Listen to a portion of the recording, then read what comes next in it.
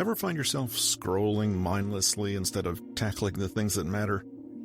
You're not alone. Today, we're diving into the real reasons behind procrastination and how to actually beat it.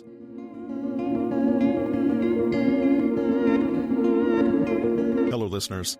Welcome to the Science of Self, where you improve your life from the inside out. Today is March 12th, 2026. Today's featured book from Peter Hollins is How to Do the Things You Hate, and I'm going to give you the subtitle just because it cracks me up. Self-discipline to suffer loss, embrace the suck, and achieve anything. Today's episode specifically pulls chapter 1 from this book, and here we're diving into the complex world of laziness and procrastination. We'll start by defining what it truly means to be lazy, exploring how it manifests as a combination of behaviors. Then we'll uncover the culprits behind our tendency to put things off. They include confusion, fear, fatigue, apathy, even a misplaced sense of comfort. And finally, we'll talk about some actionable strategies to combat laziness based on your unique reasons for procrastination. Whether you need more discipline, a shift in mindset, or improved time management techniques. Get ready to unlock the secrets to overcoming procrastination and achieving your goals.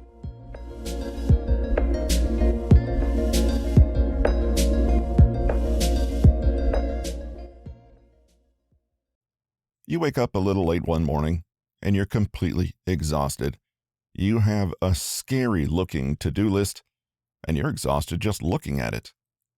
Eventually, you pull yourself out of bed, force yourself to get ready for the day, and cajole yourself into doing the day's tasks much the same way an armed prison warden watches over a chain gang to make sure that nobody's slacking off. But you still manage to slack off anyway, and after barely 5 minutes on a task, you already notice your mind popping up and asking you if it's time for a break. Then, a whole slew of well-worn excuses come out of the woodwork. It's too late to get started now anyway. You're tired. Actually, come to think of it, do you feel a little cold coming on? And truthfully, you don't really even know what you're doing. You can do this later. Maybe you don't have to do it at all. Fast forward a few minutes and you're scrolling mindlessly online or doing some other non-essential task. This spice rack urgently needed to be alphabetized. What else was I going to do? Even worse, maybe you're doing that special kind of relaxing that doesn't actually feel relaxing at all, i.e., you're avoiding the work you said you'd do, but getting very little joy from it because you now feel guilty, anxious, and resentful about the whole thing. Not much of a break when you know that the dreaded task is still waiting there for you in the wings, right? Through a massive exertion of willpower, you manage to turn away from whatever screen is distracting you and push yourself to focus on the task again. It feels boring, pointless, too hard. You grind through, putting every last bit of effort into it, and 5 minutes later you stop again. By the end of the day, you've done very little, but somehow feel absolutely spent. The next morning, your to-do list is a little longer and a little scarier. If this problem sounds at all familiar, then you've probably asked yourself this question: what on earth is wrong with me? One possible answer is you're lazy. The thing about diagnosing this complex string of behaviors as laziness is that, well, it's lazy. Whether you call it procrastination, fear of failure, laziness, or fatigue, something is holding you back and preventing you from achieving the goal you have already identified for yourself as valuable. The instinct may be to run from the problem, but in doing so, you never get to understand why you behave this way in the first place. In fact, as you read on, you may come to see that this overly simplistic and knee-jerk labeling of behavior as lazy is part of precisely the same set of beliefs and habits that keeps you behaving this way. So we'll begin our book not with, say, 10 easy productivity hacks for getting over your laziness, but rather a closer look at what laziness actually is. You procrastinate for a reason. Understand that reason and give yourself a real chance to do something different.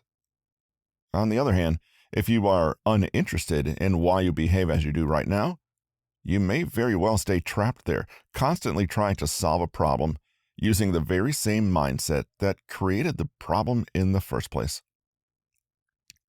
The different types of laziness. So, let's take a curious, neutral, almost scientific attitude to the problem.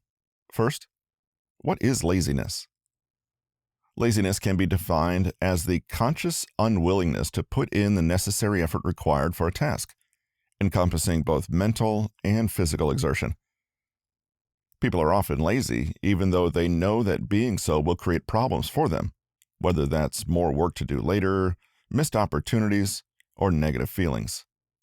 There's no fixed psychological definition of laziness, although it has been associated with lower measures on one of the big five personality traits, conscientiousness. Perhaps that's because what we call laziness is actually a cluster of behaviors, beliefs, attitudes, habits, and emotions. Laziness often overlaps with, but is distinct from, procrastination, lack of motivation, depression, lack of self-control, inability to resist distractions, certain attitudes to both the goal and the effort required, faulty self-concept. Furthermore, laziness is not just a result of these many complicated variables, it also acts as a trigger for secondary behaviors, thoughts, and feelings. We might feel ashamed or criticize ourselves or take our behavior as confirming evidence that we are a hopeless case, because there is something intrinsic in our nature that makes us lazy. If you've been battling laziness for a long time, it can feel counterintuitive to face these feelings and examine them more closely, but doing so is the only way to really understand what is happening. Avoiding these uncomfortable truths about the way we think and feel currently tends to block us from deeper insight into the problem and finding a way to transform ourselves once and for all. Your laziness, for lack of a better word, is unique to you, and that means that the way you get better will also be unique to you. Luckily, all you need to find this unique situation is an open mind, a little curiosity, and the willingness to have some self-compassion. Later in the book, we will absolutely explore different methods for cultivating good habits, discipline, and mental fortitude. But the first step to doing all that is to be okay with who and where we are right now without shame and avoidance. As you read through the following types of laziness, they are more like underlying causes of laziness. See if you can recognize yourself in any of them. You may relate to more than one. Confusion. I don't know what to do. You know that you should do something, but you don't know what that should be. Let's say you're in the process of building a new business, but you've never done it before. You have some unclear ideas about building a website, so you put some vague item on your to-do list called website. But what does that even mean? You sit down to work, but you're aimless and unsure. You end up feeling more and more anxious, perhaps even feeling stupid or incompetent, and you just end up avoiding the task or giving up. You're not lazy. You're confused. You don't know what is expected of you or what the next step is. This may overlap with a question of poor planning and organization, as well as a lack of clarity about your specific role. Quick solution? Take a step back and acknowledge the lack of clarity. Take time to reflect and gather the necessary information. Get comfortable with the fact that you will first need to ask questions to dispel the confusion. Only then can you start acting. In this example, you could arrange a meeting with a business coach to help you clarify your goals and overall strategy. Then, you get to work outlining a plan of action so you're not as bewildered anymore. Fear. I can't do it. Fear can paralyze you. Fear in this context, is a reaction to what we expect to happen once we take action. We avoid setting up our website, for example, because we're afraid that it will look awful, that people won't visit it, that we'll do it wrong, that we or others will discover that we are actually big old frauds.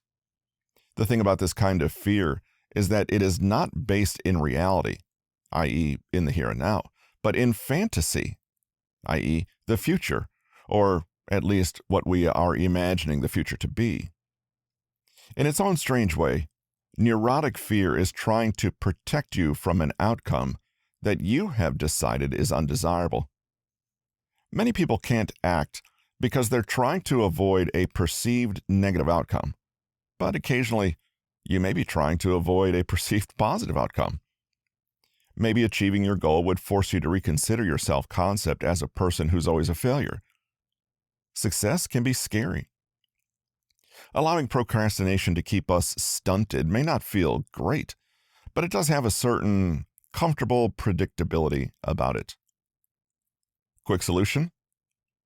Don't avoid the fear, embrace it. Look at it square on and decide that it can be whatever it wants to be, but that it will never be a reason to not act. In other words, separate action from how you feel. You can always act, regardless of how you feel. Being scared is not dangerous, and there's no need for it to stop you from doing anything. We'll look at this in much more depth later, but for now, a great way to reduce the power you give to fear is to take actions, but keep them small. Take a baby step. Then, when you're done, take another, but only focus on the baby step just in front of you, nothing else. Prove to yourself that you can be scared and act anyway. This builds confidence and usually shows you just how unfounded the fears actually were. Fixed mindset. I can't fail. Closely related to the fear of failure is the fear of making mistakes or looking stupid to others. You might unconsciously feel like you can't act because you'll look a bit stupid at first, and being lazy spares you the embarrassment. For example, someone might have a dream to write a novel and believe they have the talent and intelligence to do so, but when they produce a few chapters, they realize that they are very much an awkward beginner and not already a fully fledged author after their first attempt. Their next step might be to share their first draft and ask for feedback, but this is embarrassing. Instead, they give up on the idea completely. For the rest of their lives, they may say, I have a novel in me. One day I'll write it, when I have the time. But the limiting factor is not time. That's an excuse. The real factor is that they are unwilling to endure the learning process that becoming a good writer entails. This is called a fixed mindset, the belief that talent and intelligence are inborn and unchanging. In other words, you're either a good writer or you're not. The consequence of this mindset is that when you encounter any evidence that you're not a good writer, you give up. You have disregarded the possibility of learning. A growth mindset, on the other hand, sees talents and skills as things you develop. Being a beginner who makes mistakes, then, is not an impediment to achievement, but the actual path you take to achievement. Quick solution? Stop telling yourself that you can't fail or refuse to fail. Stop telling yourself that you're brilliant and smart. That's not motivational, it's fragile thinking. Rather, tell yourself that failure is just a necessary part of becoming better. In fact, reframe failure as learning and challenge as opportunity. Expect to not know how to do things. Detach from your ego in the process. In our example, if you notice your first chapter sucks, get professional feedback and take it without thinking that it means anything about your worth as a person. Fatigue. I'm too exhausted. I don't have the energy to do it. Let's first just say that, of course, it's possible to be too tired to act. We are human beings with human limits on our energetic resources. Rest is necessary. That said, A big portion of our perception of lethargy is purely psychological. We have different ways of noticing and interpreting neural signals of mental or physical tiredness. We cannot change hard physiological limits, but we can change the meanings we ascribe to our changing energy levels. Let's say you have to read and summarize a chapter of a textbook one morning, but you're tired. You tell yourself, "I'm so sleepy, I can't do it." And so you don't. But this is a disempowering and passive way of looking at things. A more proactive and empowered approach would be to accept that you will occasionally feel tired, to embrace it, and to work with it. Doing so allows you to acknowledge the fact that you're not tired for some random, mysterious reason. You've been going to bed past midnight for a week. Quick solution? What is your fatigue telling you? Allow that to guide conscious action. If your lifestyle needs tightening up, then do that. Eat better. Sleep. Take more breaks. Take a moment to reappraise any expectations of yourself. Are they realistic? Finally, you might actually not be tired at all, but rather avoidant, fearful, etc. Take a look at this feeling of fatigue and get curious about what it is telling you. If you're genuinely shattered and can't manage a full chapter, that's fine. Accept that you're tired. Do half a chapter. Try again tomorrow. Apathy. I couldn't care less. It doesn't even matter. Apathy is actually a mask. Underneath that mask of passivity is aggression, anger, hostility, defiance, and resentment. Do not ignore this feeling, since it can point to a real lack of alignment with your goals, or even to the fact that your goals are not the right ones for you. The defiance hidden in apathy is often nothing more than old warnings that have gone unheeded and boundaries that have been repeatedly violated by yourself or others. Apathy can be a sign of depression, but in this context, it's better understood as one of its causes. Imagine the example of someone who's been encouraged to pursue an elite athletic career from childhood. They eventually may start hating the sport, not because they're not good at it or can't do it, but because it's not truly their motivation to do it. It's a motivation that belongs to other people. Quick-ish solution? Reevaluate your principles and values. Go back to the drawing board to check that this current goal is in alignment with those. You may have lost excitement for the goal just because you've lost touch with the vision and purpose that inspired it in the first place. But it also may be that you're angry because you don't actually want the goal. And when you say, "I don't care," it's because, well, you don't. What do you care about? Get curious about that goal. Self-belief. "I'm just a lazy person. I've always been like that." Are you constantly telling yourself and others that you lack patience, discipline, or motivation? When a fixed mindset really beds in, it becomes a permanent part of your identity. To say that underachieving is who you are is just about the most self-limiting thing you can do. This is because you have then defined any action, growth, or improvement as an existential threat, as literally something that will change who you are. Quick solution? Don't overly identify with fleeting thoughts or emotions. Mindfulness meditation can help here. If you feel lazy one day, that doesn't mean you're a lazy person and that this one day defines you as a human being. Accept that you can be many different ways, but that this doesn't necessarily say anything about you, and it especially doesn't control what action you can take. That means that just because you've had a few lazy days, it doesn't mean that you are doomed by fate to wake up today and be lazy again. You can always choose. You never need to create a character for yourself and limit yourself to only behaving as you think that character should behave. Loss of heart. Everything's such a mess right now. It doesn't matter if I do it or not.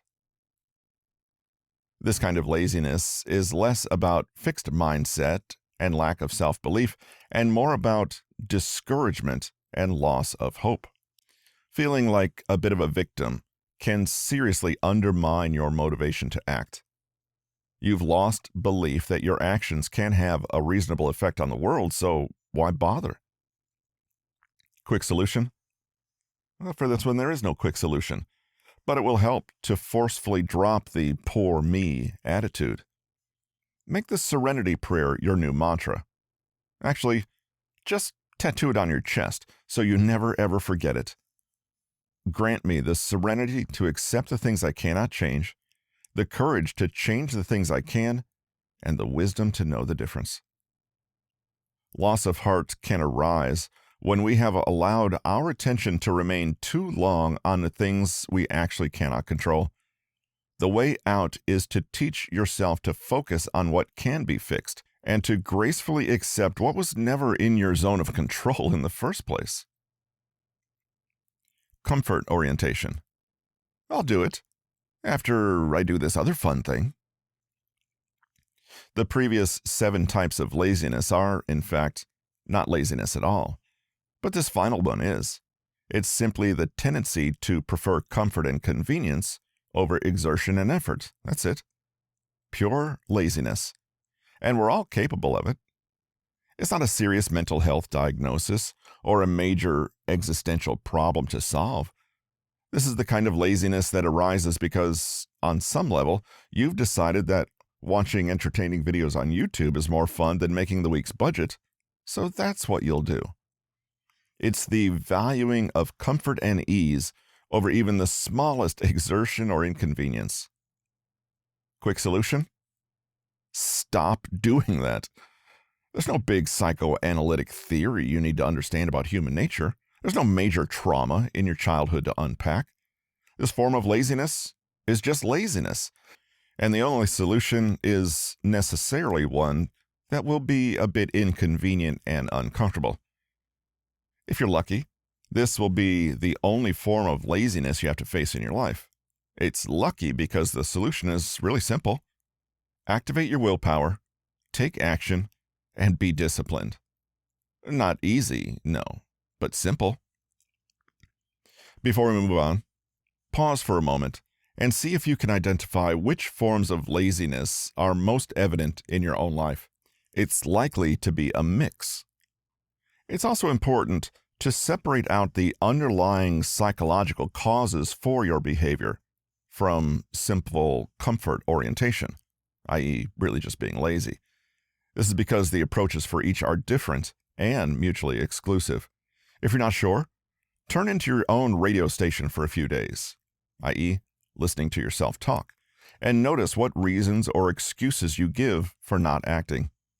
Also, notice the primary emotions you feel, as these can hint at the type of laziness you're experiencing.